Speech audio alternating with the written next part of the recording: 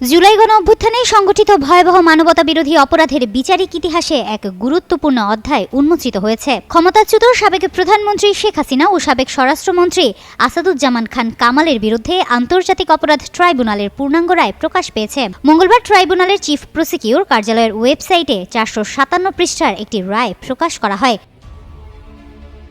রায়ে উল্লেখ করা হয়েছে, আন্দোলন দমনের শীর্ষ পর্যায় থেকেই পরিকল্পিতভাবে হত্যা ও দমন পীড়নের নির্দেশ দেওয়া হয়েছিল, যেখানে আসামিরা সরাসরি যুক্ত ছিলেন। এসব অপরাধের দায়ে আদালত শেখ হাসিনাকে মৃত্যুদণ্ড এবং আসাদুজ্জামান খান কামালকে মৃত্যুদণ্ড ও আমৃত্যু কারাদণ্ড প্রদান করেন।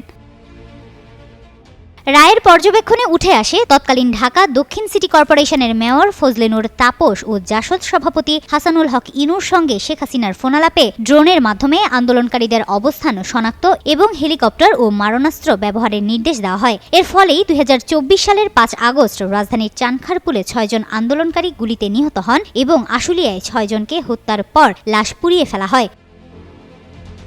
গত 17 নভেম্বর বিচারপতি মোহাম্মদ গোলাম মর্তুজা মজুমদারের নেতৃত্বাধীন ট্রাইব্যুনাল 3 আসামির সাজা ঘোষণা করেন এবং তাদের সব সম্পত্তি বাজেয়াপ্তের নির্দেশ দেন। রাজসাক্ষী হওয়ায় সাবেক আইজিপি চৌধুরী আবদুল্লাহ আল মামুনকে 5 বছরের কারাদণ্ড দেওয়া হয়।